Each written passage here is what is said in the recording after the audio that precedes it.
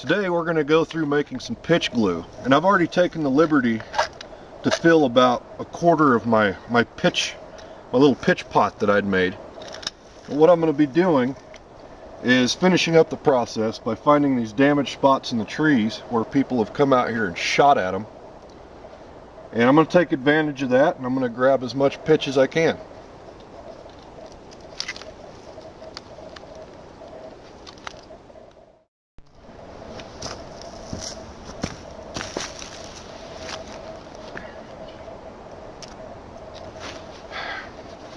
Okay, I'm going to go through some of the stuff that I brought with me today. Now, I don't have my feathers up here because I don't want the wind blowing them away.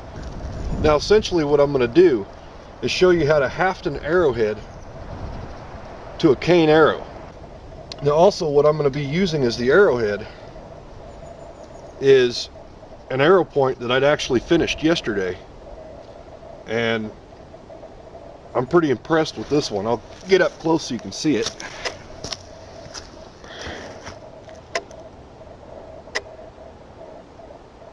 She's pretty. Now also, we're going to be using artificial sinew. I couldn't actually get a hold of real sinew. Now, I'm also going to be using a coal burn container that I'd made previously. I'm going to be using a stone, and I'm also going to be using the vertebrae from a cow. Now, the reason why I'm using this is because this obviously has to be straightened. So, when I heat it up, these make excellent shaft wrenches. And the pitch pot that I'd made is just a bean can with some wire that I'd found laying around out in the wilderness. Punched a hole on both sides with an awl and made a handle so that when I set it on the fire, I can just take a stick or whatever and just pick it up and move it. Alright, now mainly I want to focus right now on this pitch. You can see I got some pretty large chunks of it. Basically all I'm going to do is put this in my coal burn container, and I'm just going to start mashing it. The reason why I'm doing this is if you break this up into smaller pieces, it'll melt more quickly and more uniformly. Okay, now this consistency is just about right. I got to work on that just a little more. Get it down to where I want it.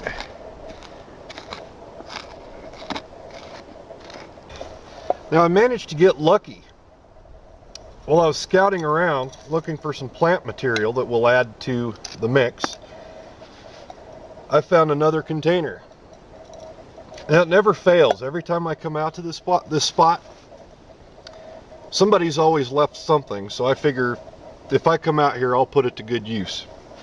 But anyway, the mixture that I'll be working on, I found some mullein heads, dried, found some leaves. Now we don't need much of this. We only need one part to add to our pitch mixture. Now you can use dung for this. Horse, cow, rabbit, deer, basically herbivore or ungulate, any kind, works just fine.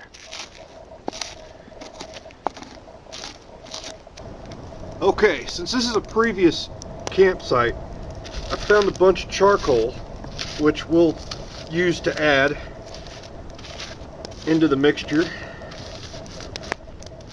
And you'll want this to be pretty powdered, finely powdered. Now you can also use ashes, it won't hurt anything. I'm also not going to give an exact measurement for the ingredients because depending on what you personally want out of your pitch glue, you can make it according to what you're wanting.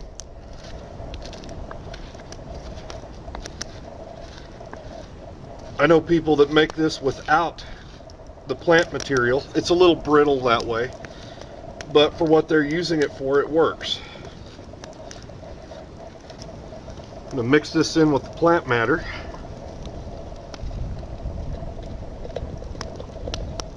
Nice finely powdered stuff. I may want a little bit more charcoal than that.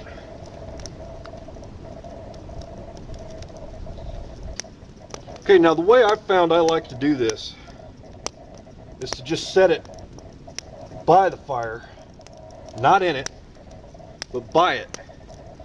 Then you keep your eye on it, and as it melts, you just stir it.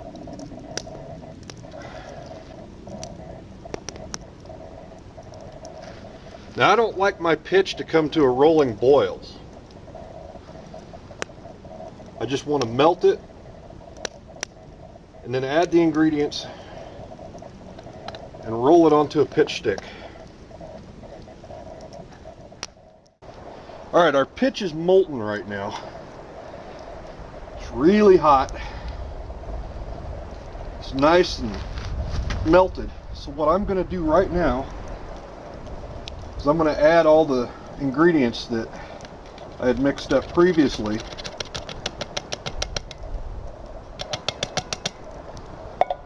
And just stir it in.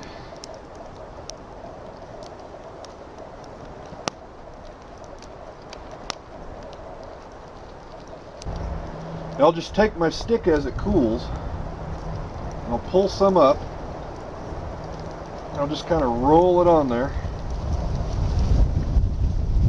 As it cools,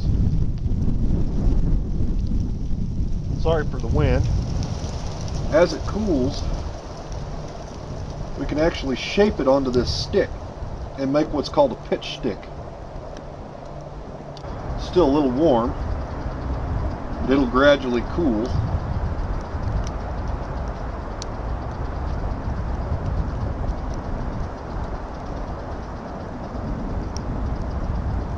And during this process, you may actually have to stick it back in the fire to melt it. That's not a problem.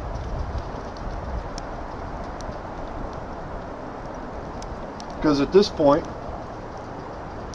it is essentially glue. I can leave some in my pitch pot until I need it again. Okay, now what we're going to want to do is straighten our wood. Now granted, this should have been dried a little longer, but I didn't have much time to dry it, so what I'll do is I'll heat it over the fire. Now try not to scorch this. All you want to do is just gently heat it. And once it's heated,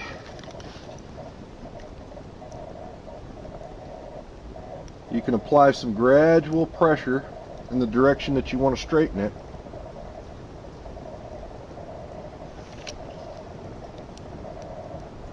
And it should stay. You'll probably have to do this a couple of times on one spot, but it's not a problem. Fire's hot.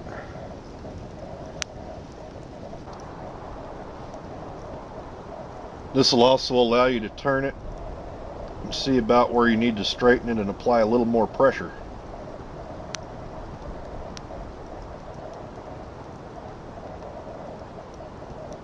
Okay, now I've jumped ahead a little bit. I went ahead and I put the foreshaft in. You can see that I got a pretty good straight arrow here.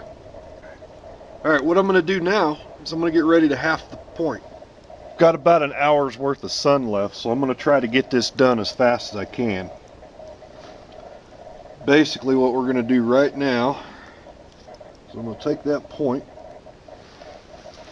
I'm going to heat it up, heat both of these up. I'm just using coals right now.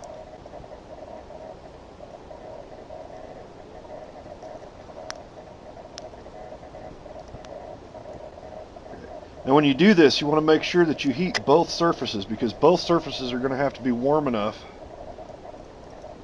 to work with, to give you a good bonding surface.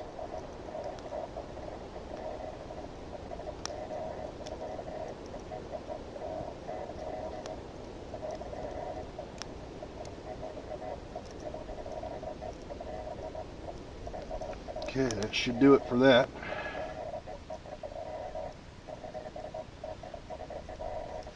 Alright.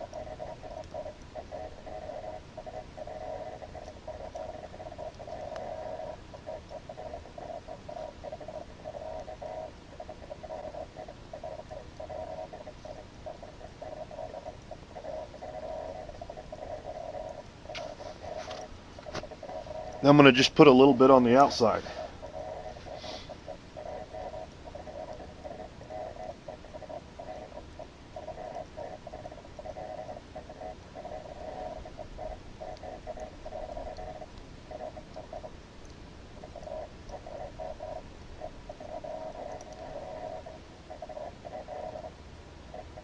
Almost done.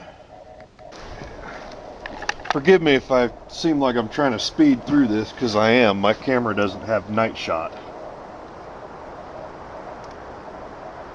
Okay. I'm going to start out by wrapping underneath the arrow tip here on the base of the shaft, as tight as I can get it. And I'm going to come up around this way. I'm going to cross over each time.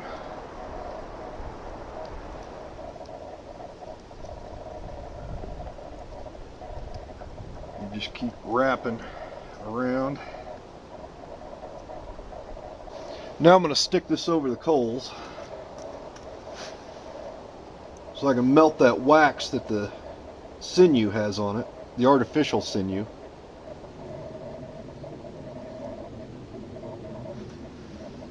Yeah, looks like some of the pitch glue has actually pushed its way through the sinew, which is not a problem.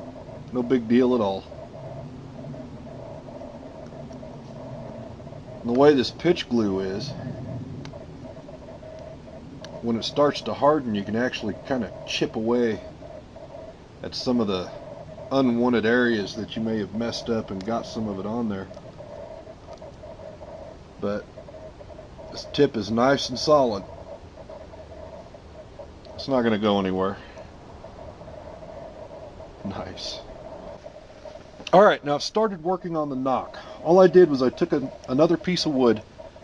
This is actually a piece of walnut. It's a small branch off of a sapling. And it's got a nice pithy center on the inside when it's young. So that'll give me a good reference point for my knock. And all I'm going to do is I'm just going to slide this in there. Just like so. Then I'm going to take the end of my bamboo shaft here. I'm just going to kind of carve it off to be in line with a little piece of walnut, the tail shaft. I got my finished knock. Now I'm going to put the flights on it.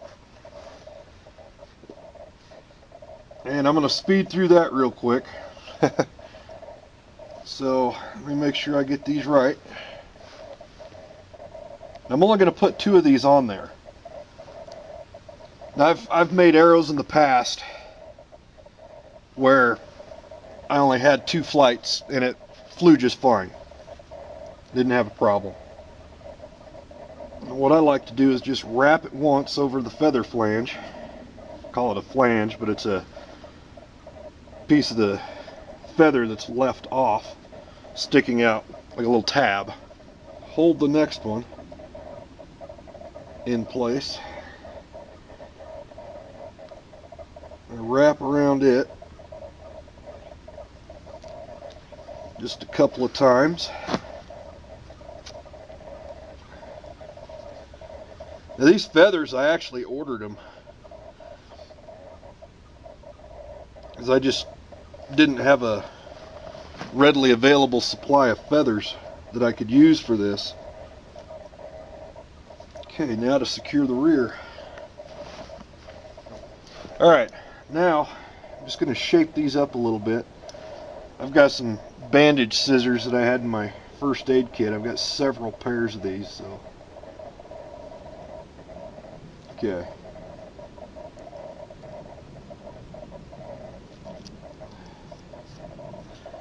Alright, here's the finished arrow shaft. This thing will actually work just fine. Even though I only put 2 flights on it. Reinforce the inside of the knock. But anyway, there it is.